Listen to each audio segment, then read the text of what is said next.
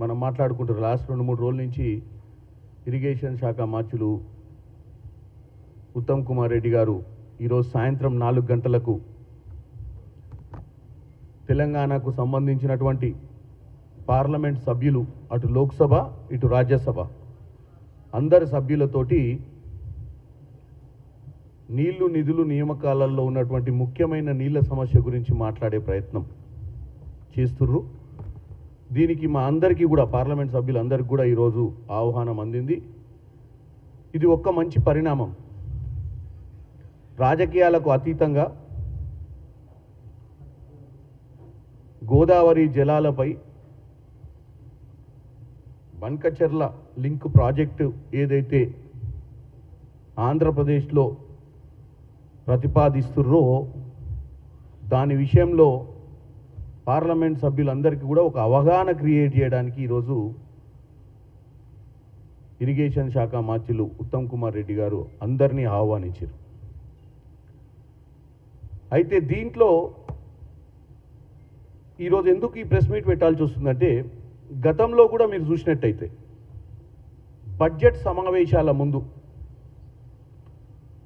ప్రజాభవన్లో finance మినిస్టర్గా ఉన్నటువంటి బట్టి విక్రమార్క గారు అన్ని శాఖలకు సంబంధించినటువంటి ప్రిన్సిపల్ సెక్రటరీస్ని పిలిచి సంవత్సరం పాలనలో, అంటే అప్పుడు సంవత్సరంన్నర పాలన, ఏది సంవత్సరం 3 నెలల పాలన, అప్పుడు బడ్జెట్ సమావేశాలకు పోయేటప్పుడు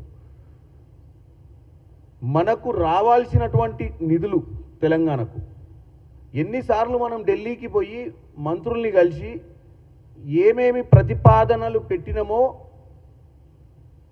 అవన్నీ కూడా మనం బడ్జెట్లో పార్లమెంట్ సమావేశాలలో మనకు హ్యాండ్ఫుల్ ఆఫ్ ఇన్ఫర్మేషన్, అంటే మన తెలంగాణ తరపున మనం పోరాడడానికి లిఖితపూర్వకంగా చాలా సబ్జెక్ట్ ఇవ్వాలన్న ఉద్దేశంతో ఆ రోజు ప్రజాభవన్కి పిలిస్తే మీ అందరికీ తెలిసిన విషయమే.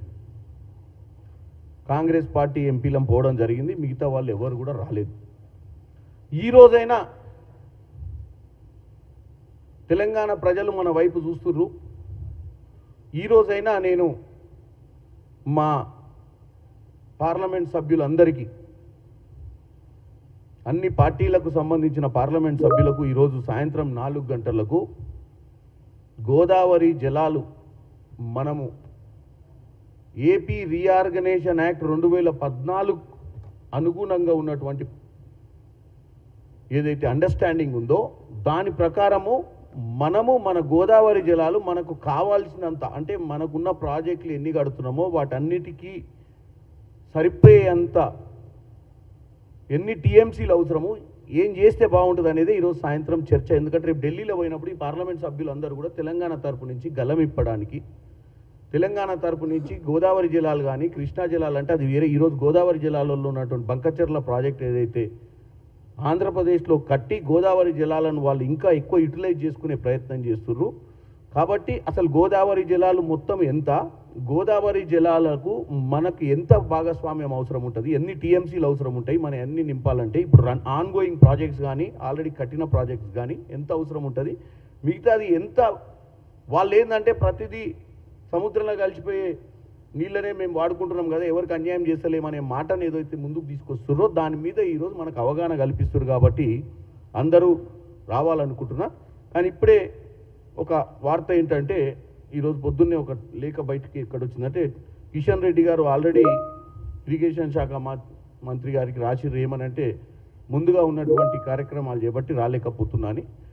సో మిగతా బీజేపీ ఎంపీలు ఇప్పటిమటుకు ఏం రిప్లై ఇచ్చినట్టు అనిపించలేదు, ఇది కూడా ఇప్పుడే తెలిసింది మనకు. కాబట్టి మిగతా వాళ్ళందరూ కూడా రావాలని కోరుకుంటున్నాం. ఇక్కడ రాజకీయాలకు అతీతంగా, లేకపోతే తెలంగాణ ప్రజలకు ఒక డౌట్ అయితే రేజ్ అయ్యే అవకాశం ఉంది.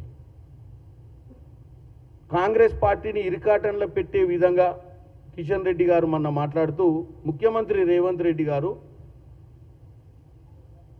గోదావరి బంకచెర్ల లింక్ ప్రాజెక్టు పైన ఆయన కల్పించుకొని దాన్ని ఆపే ప్రయత్నం చేయాలని ఇండైరెక్ట్గా మాట్లాడుతుండే ఒక సెంట్రల్ క్యాబినెట్ మినిస్టర్. ఆయనే కాదు, ఇక హరీష్ రావు అయితే రోజు పొద్దున మధ్యాహ్నం ఇదే పని మీద ఉండు, అదేదో మనం పట్టించుకోవట్లేదు, కావాలనే మనం ఈ ప్రాజెక్టు అక్కడ కడుతున్నా కానీ మనం నిమ్మకు నీరెత్తినట్టున్నారు అని చెప్పి తెలంగాణ ప్రజలకు ఒక రాంగ్ ఇన్ఫర్మేషన్ పంపించే ప్రయత్నం చేసేది వాళ్ళ లాజిక్. దీనికి సంబంధించి 22 జనవరి 2025 నాడు మినిస్టర్ ఆఫ్ జలశక్తి అలాగే ఫైనాన్స్ మినిస్టర్కి ఇద్దరికి కూడా లెటర్ రాయడం జరిగింది.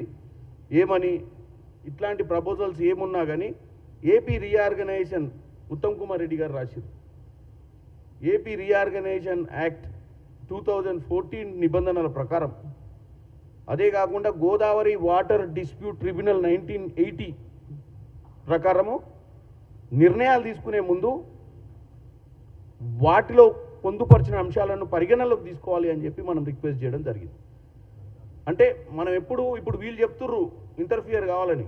మనం ఇంటర్ఫియర్ ఎప్పుడైనామో జనవరిలోనే అందరికంటే ఇప్పుడు ఇక్కడ ఈ రాజకీయాలు చేసే ప్రయత్నం చేస్తున్న బీఆర్ఎస్ నాయకులు కానీ బీజేపీలో ఉన్నటువంటి కిషన్ రెడ్డి గారు ఇంటర్ఫియర్ కావాలి అంటే తెలంగాణ ప్రజలకు ఏం ఇన్ఫర్మేషన్ ఉందో మేము ఇంటర్ఫియర్ కావట్లేమనో ఏదో చెప్పడానికి ప్రయత్నం చేస్తున్నారు.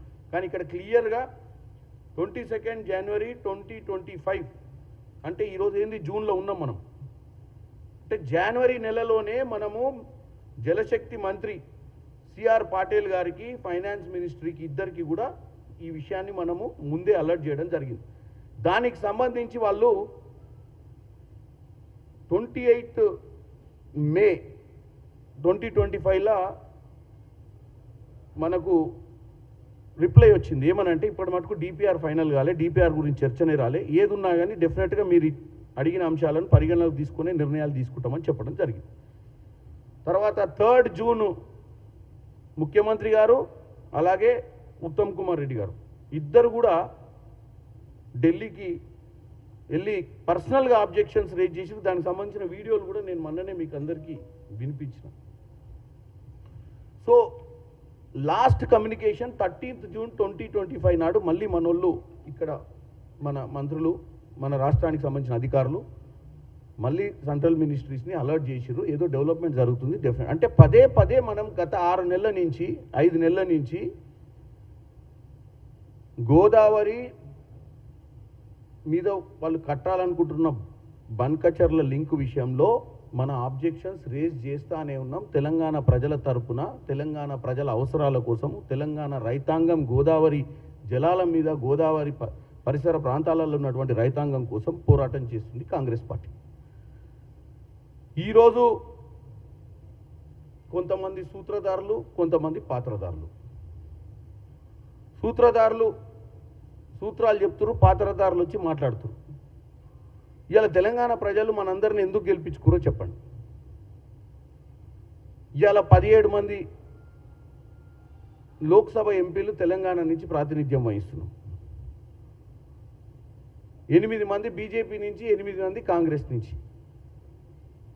మరి 8 మంది ఎంపీల బాధ్యత కూడా ఈరోజు తెలంగాణలో జరుగుతున్నటువంటి అంటే పార్టీలు ఏదున్నా గెలిపించిన ప్రజలు మాత్రం మా మీద నమ్మకంతో మేము పార్లమెంటుకు పోతే గలమిప్పుతాం, మాట్లాడతామన్న ఉద్దేశంతో మమ్మల్ని గెలిపించడం జరిగింది. కిషన్ రెడ్డి గారు ఈరోజు సెంట్రల్ మినిస్టర్గా ఉండి సరే ఆయన కొన్ని పనులు ఉన్నాయంటారు, కానీ ఇంతకంటే గొప్ప పని ఏముంటుంది? తెలంగాణ సమస్య మీద ఈరోజు మనము ఇంత పెద్ద విషయం చర్చ చేసినప్పుడు ఒక క్యాబినెట్ మంత్రిగా ఈ రాష్ట్రం నుంచి ఏకైక మంత్రి బండి సంజయ్ గారేమో మినిస్టర్ ఆఫ్ స్టేట్ సహాయ మంత్రిగా ఉండు, క్యాబినెట్ మంత్రి హోదా అంటే చాలా పెద్ద హోదా. ఆయన పెట్టాల్సిన ప్రెజర్ చాలా ఉంటుంది ఏది బన్కచర్లను ఆపాలంటే. మరి ఆయన ఇంత పెద్ద ఇంపార్టెంట్ మీటింగ్కి కూడా వేరే పనులను అంటే తెలంగాణ ప్రజలుకి సంబంధించి ఆయనను గెలిపించినటువంటి ప్రజలకు సంబంధించిన అంశానికంటే ముఖ్యమైన పని ఉన్నా కానీ కొంచెం మార్చుకుంటే బాగుండేదేమోనని నా ఉద్దేశం.